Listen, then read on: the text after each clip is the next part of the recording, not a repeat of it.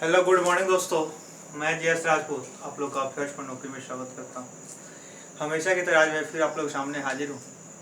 आज 17 से 19 तारीख के लिए 3 दिन का करंट अफेयर्स लेके बीच में थोड़े से शेड्यूल गड़बड़ वगैरह हो जाने की वजह से बीच में मैं वीडियो नहीं दे पाया था, और साथ ही साथ आप लोगों फिर मैं आप लोगों के सामने हाजिर हूँ।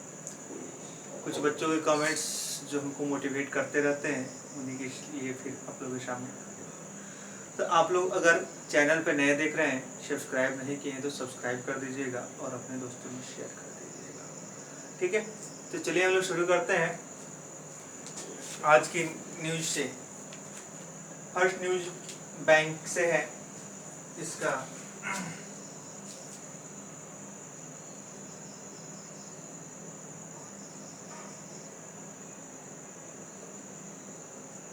सेंट्रल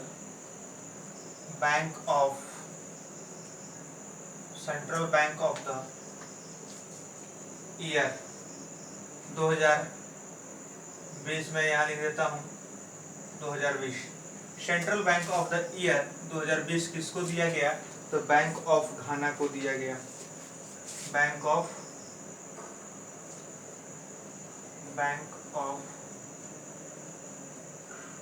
घाना। ठीक है, ये घाना एक कंट्री है जिसका यह क्या है? सेंट्रल बैंक है। यानी कि पूरे देश के सेंट्रल बैंकों के पुरस्कार इस साल किसको दिया गया है? बैंक ऑफ घाना को दिया गया है। यानी कहने का मतलब कि कोरोना काल में भी अपने देश की आर्थिक स्थिति को सुधारने में, सुदृढ़ रखने में अग्रसर है। आगे हम लोग बात करेंगे कि गवर्नर ऑफ द ईयर किसको दिया गया? गवर्नर ऑफ द ईयर 2020 एक इनको दिया गया। इनका नाम थोड़ा सा टेढ़ा है, मार्क कार्नी।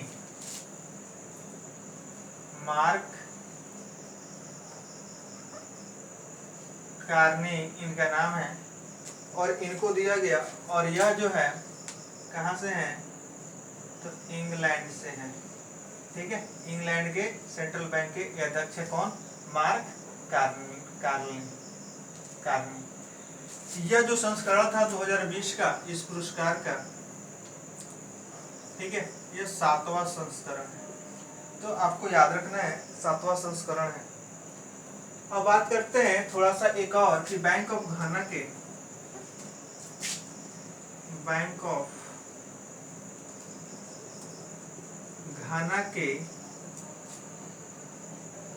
गवर्नर कौन है? बैंक ऑफ घाना के गवर्नर कौन है बाबू? तो आपको याद रखना है अर्नेस्ट स्वामीनाथन।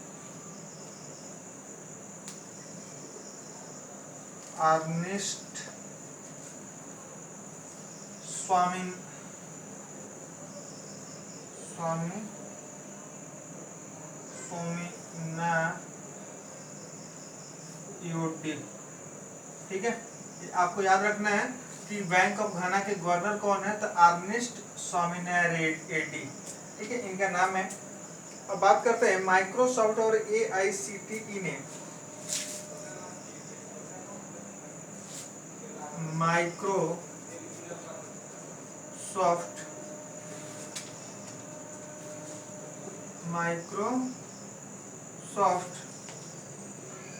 और AICTE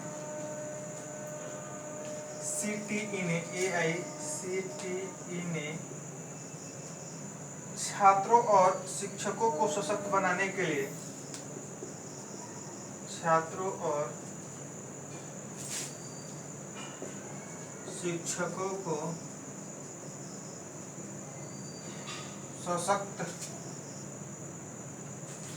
शिक्षकों को सशक्त बनाने के लिए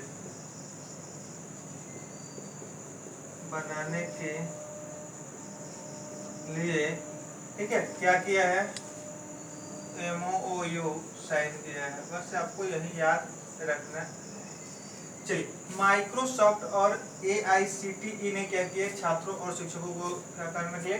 सशक्त बनाने के लिए, यानी कि उनको डिजिटली लिटरेट करने के लिए क्या किया है? समझौता किया है। तो चलिए हम लोग क्वेश्चन थोड़ा सा देख लेते हैं। ये तो हो गया news. Central bank of the year 2020 किसको दिया गया, फर्स्ट क्वेश्चन हो सकता है तो बैंक ऑफ घाना। ठीक है, दूसरा क्वेश्चन हो सकता है कि होगा कि गवर्नर ऑफ द ईयर 2020 किनको दिया गया, तो मार्क कार्नी को, जो इंग्लैंड के क्या है, गवर्नर है। ठीक है, इंग्लैंड के जो सेंट्रल बैंक है उसके गवर्नर है, इंग्लैंड कंट्री के गवर्नर नहीं है। ठीक है, बैंक ऑफ घाना के गवर्नर कौन है, तो अर्नेस्ट स्वामिन एडी, अर्नेस्ट याद रखिएगा। ठीक है, आगे बन जाएगा। दूसरा क्वेश्चन बनेगा कि माइक्रोसॉफ्ट और एआईसीटीसी ने किनको क्या करने के लिए, साक्षर करने के लिए, सशक्त बनाने के लिए समझौता किया है, तो छात्र और शिक्षकों को सशक्त बनाने के लिए समझौता किया है। ठीक है, माइक्रोसॉफ्ट तो आप लोगों को पता ही है कि यूएस की कंपनी है। ठीक है, और सॉफ्टवेयर क्षेत्र की सबसे बड़ी कंपनी है, बिल गेट्स द्वारा इसकी स्थापना की गई थी। और जितने आप लोग कंप्यूटर देखते हैं लगभग में, ठीक है, लगभग सभी कंप्यूटर में इसी का ऑपरेटिंग सिस्टम होता है, उसका मेन सॉफ्टवेयर होता है। National authority for ship recycling, national authority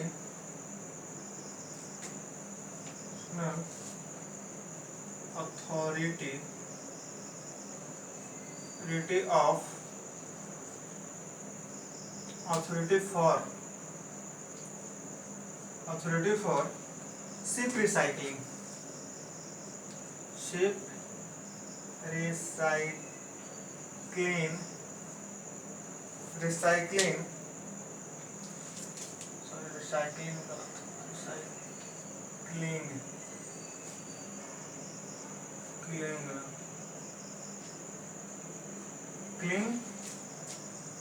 के रूप में डीजी शिपिंग को शिफ्ट किया गया, डीजी शिपिंग को शिफ्ट किया गया।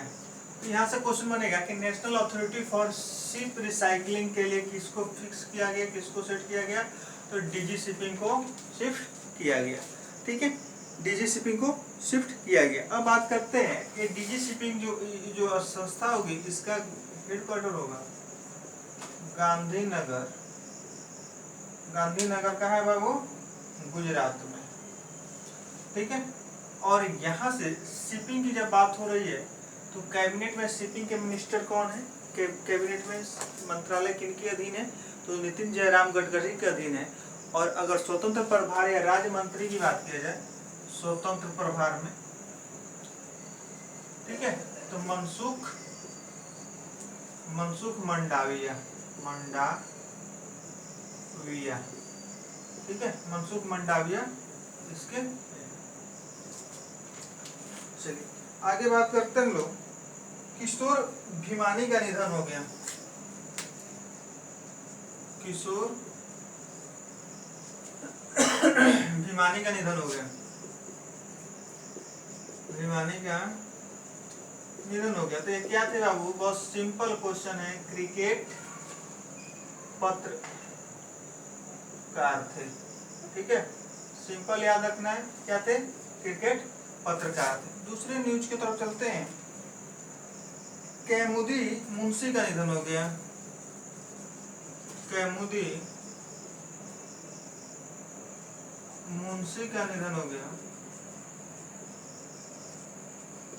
यह क्या थे, तो गीत गायक थे, यह गायक थी और यह गुजरात की कोकिला थी, स्वर कोकिला जिसको कहा जाता है, गुजरात की क्या थी, स्वर कोकिला थी। तो यहाँ से क्वेश्चन बनेगा कि गुजरात की स्वर कोकिला कौन थी, तो आपको याद रखना है कैमुदी मुंशी। ठीक है, जिन्होंने एक भोजपुरी गाना, भोजपुरी फिल्म विदेशिया में भी एक गाना गाया हुआ है। ठीक है, चलिए नेक्स्ट हम लोग बात करते हैं। इसके बाद एक और निधन है, लगातार निधन ही है, पहले मैंने लेने की कोशिश की है।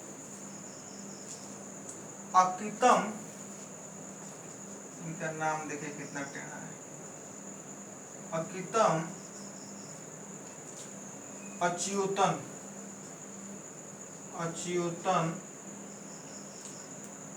नंबूदरी का निधन हो गया। ये क्या थे? तो मलयालम कवि थे। नेक्स्ट न्यूज इसके बाद भानु अथैया का निधन हो गया। भानु अथैया का निधन हो गया। यह 1982 में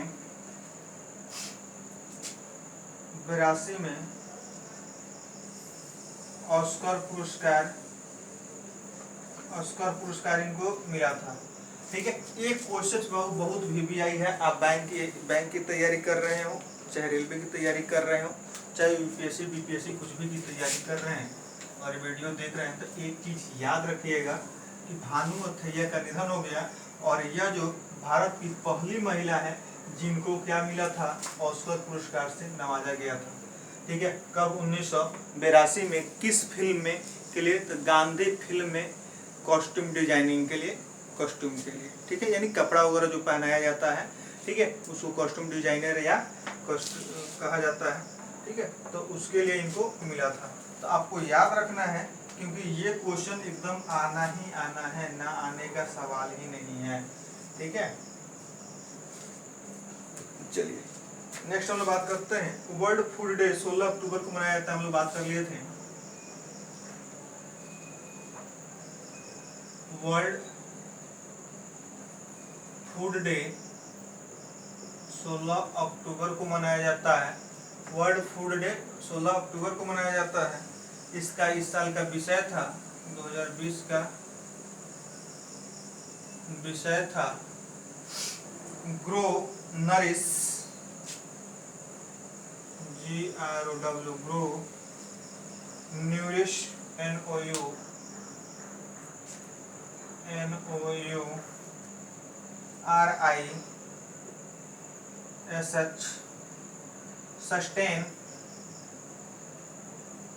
सस्टेन टुगेदर। ठीक है, यह कब बना था बाबू?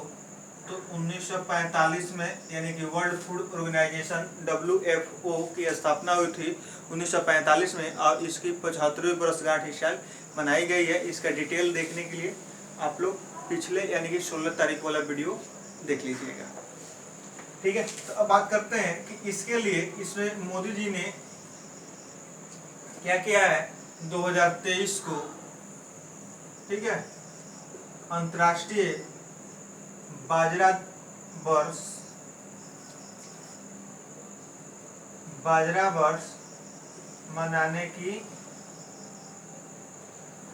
मनाने की मंजूरी ले ली है। ठीक है, 2023 को अंतर्राष्ट्रीय बाजरा वर्ष मनाया जाएगा। 2016 को भी मनाया गया था अंतर्राष्ट्रीय दलहन वर्ष। ठीक है, तो ऐसा भारत का रिकमेंडेशन है कि 2023 को अंतर्राष्ट्रीय बाजरा वर्ष के रूप में मनाया जाए और इसको इस संस्था ने क्या किया है? स्वीकार भी कर लिया है। ठीक है, तो चलिए आप लोग को याद रहना चाहिए।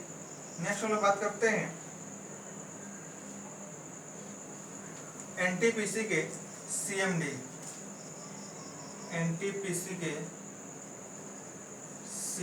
कौन है? गुरदीप सिंह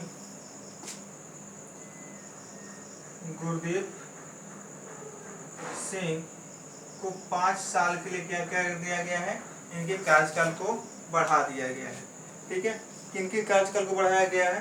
तो NTPC के जो CMD थे, ठीक है, चीफ मैनेजिंग डायरेक्टर, उनके कार्यकाल को क्या किया है? 5 साल के लिए बढ़ा दिया गया है, यानी कि ये 2020 से अब इनको बढ़ाकर 2025 तक कर दिया गया है। तो बात करते हैं कि NTPC का फुल फॉर्म क्या होता है। ये रेलवे वाला NTPC मत समझिएगा, नेशनल थर्मल पावर कॉरपोरेशन इसका फुल फॉर्म होता है। नेशनल थर्मल पावर कॉरपोरेशन इसका फुल फॉर्म होता है और इसकी स्थापना हुई थी 1975 में।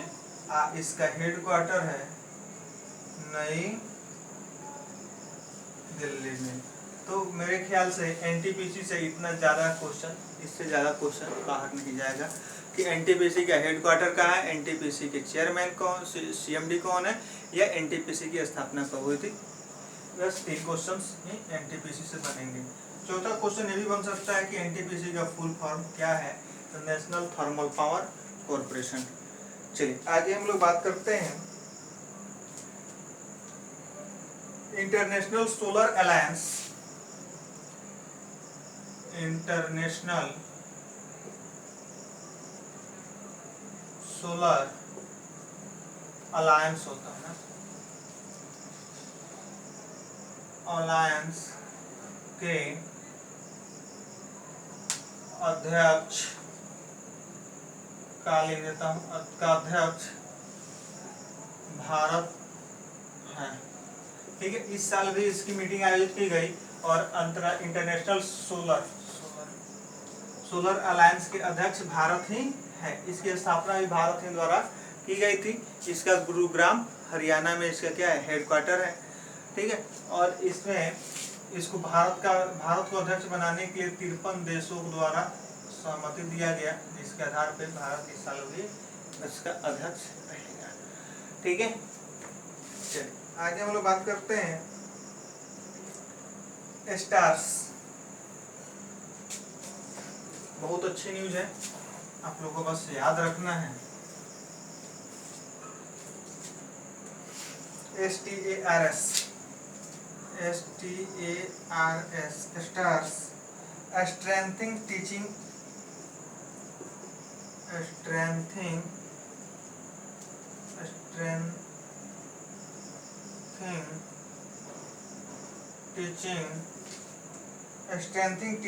लर्निंग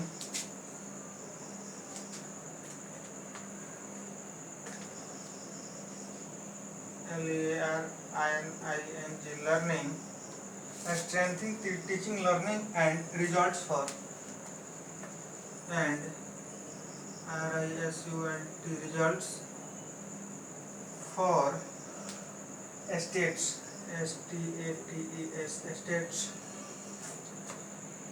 ठीक है, के लिए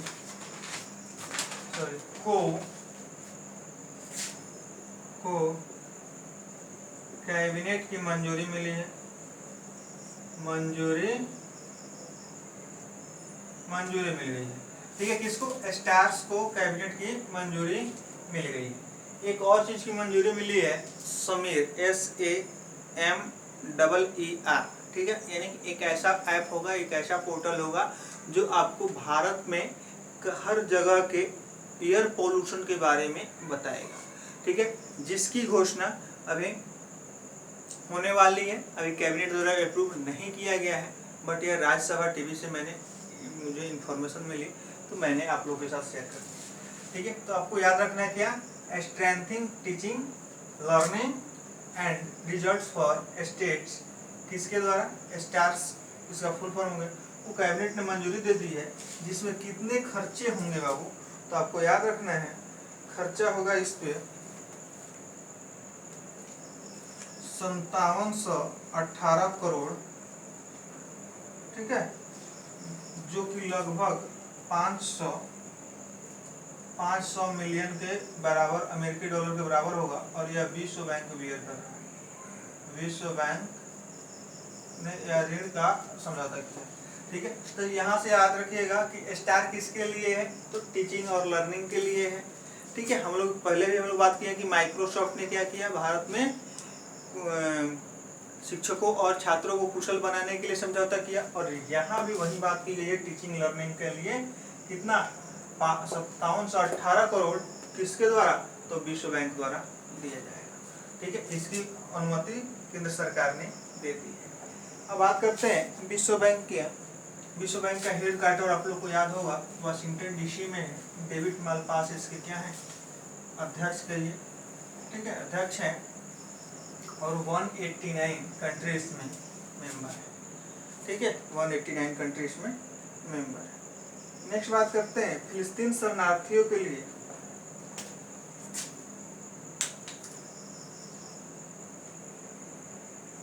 फिलिस्तीन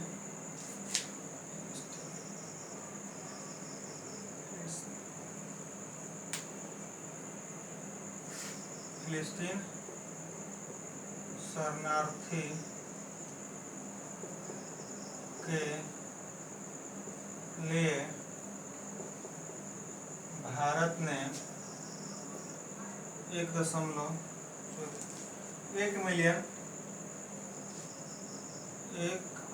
मिलियन डॉलर सहायता राशि प्रदान किया। सहायता राशि प्रदान किया है। ठीक है, फिलिस्तीन शरणार्थियों के लिए भारत ने कितना दिया है? वो $1 मिलियन। $1 मिलियन मतलब 10 लाख डॉलर। अब 10 लाख को 70-75 से गुना कर लीजिएगा, कितना हो जाएगा। ठीक है, अब बात करते हैं हम लोग बौद्धिक संपदा साक्षरता जागरूकता अभियान के लिए। बौद्धिक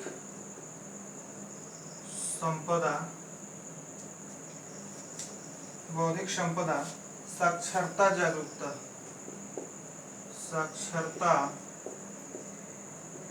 जागरूकता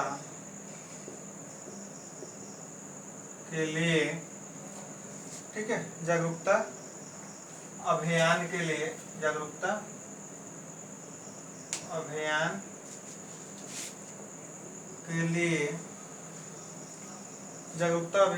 क्या किया गया है? कलाम कार्यक्रम का शुरुआत किया गया है। कलाम कार्यक्रम का शुभारंभ शुरू किया गया है।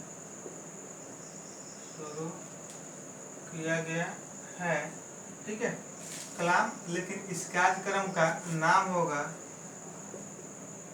काफिला। ठीक है, इस कार्यक्रम का नाम होगा काफिला। और यह जो है कलाम जी की, यानी कि मतलब कि एपीजे कलाम की 90वीं जयंती पर है। तो बात करते हैं हम लोग कि बौद्धिक संपदा साक्षरता जागरूकता अभियान के लिए कलाम जी की 90वीं जयंती पे, यानी कि 89वीं जयंती पे कौन सा कार्यक्रम शुरू किया गया है? काफिला कार्यक्रम शुरू किया गया है। यहाँ कलाम कार्यक्रम का भी आप लोग याद रख सकते हैं। ये किसके लिए है? तो ये साक्षरता वगैरह बौद्धिक संपदा IQ लेवल को बढ़ाने के लिए यह किया जाएगा। अब देखिए यहाँ जीएसटी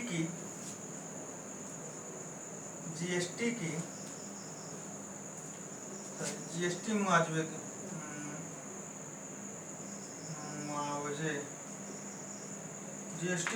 की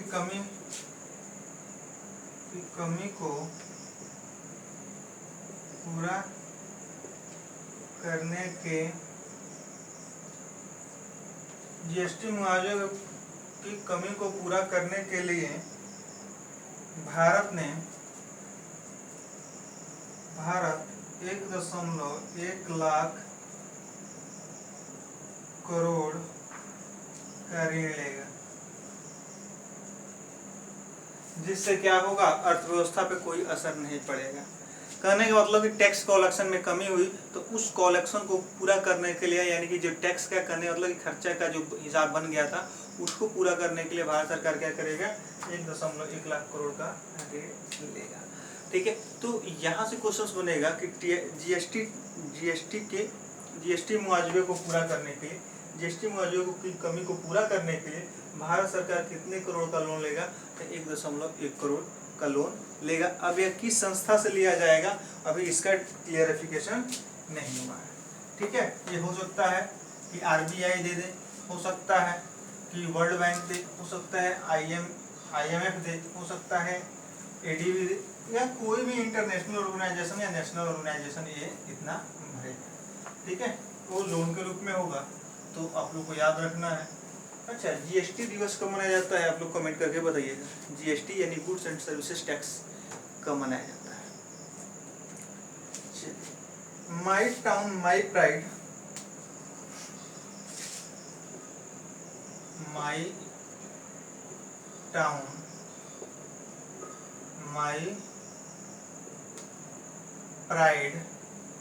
माई टाउन माई प्राइड, ठीक है, किस राज्य द्वारा शुरू किया गया है, तो आपको याद रखना है यह J&K यानी कि जम्मू एंड कश्मीर द्वारा शुरू किया गया है। और वहाँ के गवर्नर कौन है, तो आप लोग को याद होगा मनोज सिन्हा द्वारा क्या है, वहाँ के LT है यानी कि लेफ्टिनेंट गवर्नर है, जिसको LG कहा जाता है।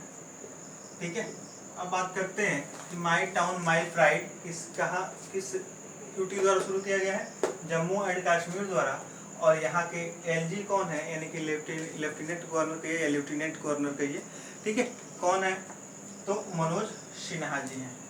ठीक है, चलिए आगे हम लोग बात करते हैं the battle of belonging Hindi में लिख देता हूँ, द बैटल ऑफ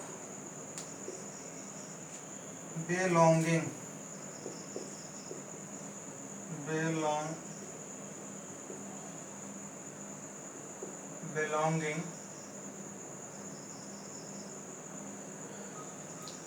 ठीक है, किसके द्वारा लिखी गई है, तो यह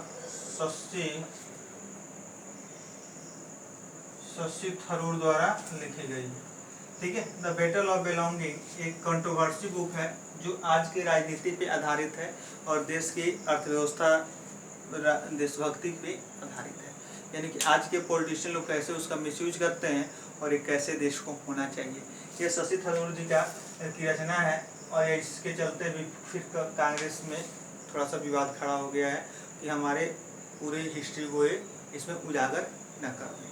ठीक है, यह बुक अभी विमोचन हुआ है, अभी पूर्ण रूप से मार्केट में आई नहीं है। ठीक है, तो याद रखना है कि द बैटल ऑफ बिलोंगिंग किसकी रचना है, तो शशि थरूर द्वारा लिखी गई है। चलिए नेक्स्ट हम लोग बात करते हैं NSG नेशनल सिक्योरिटी गार्ड का 36वां स्थापना दिवस मनाया गया है। 36वां स्थापना दिवस मनाया गया है। ठीक है, कौन सा, NSG का 36वां स्थापना दिवस मनाया गया है। अब बात करते हैं कि इसकी स्थापना तब कब हुई होगी, 1985 में हुई होगी, 84। ठीक है, 84 में हुई। अब बात करते हैं कि इसका हेडक्वार्टर कहाँ है, तो आपको याद रखना है कि नई दिल्ली। ये जो NSG कमांडो जो होते हैं वह हाई कहने का मतलब कि जेड लेवल सिक्योरिटी में काम करते हैं, जैसे कि प्रधानमंत्री के सिक्योरिटी गार्ड का काम हो गया, या रक्षा मंत्री का हो गया, या गृह मंत्रालय का हो गया, या स्टेट के CM लोग के हो गए।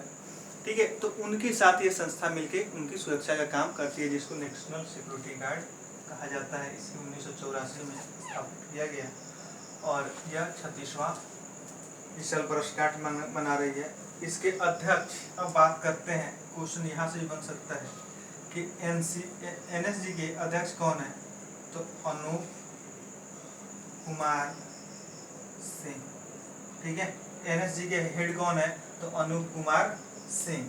अब बात करते हैं कि इसका थोड़ा सा हम लोग, ये तो पूछा नहीं जाता है लेकिन आपको याद रखना है, सर्वोत्तम सुरक्षा, सर्वत्र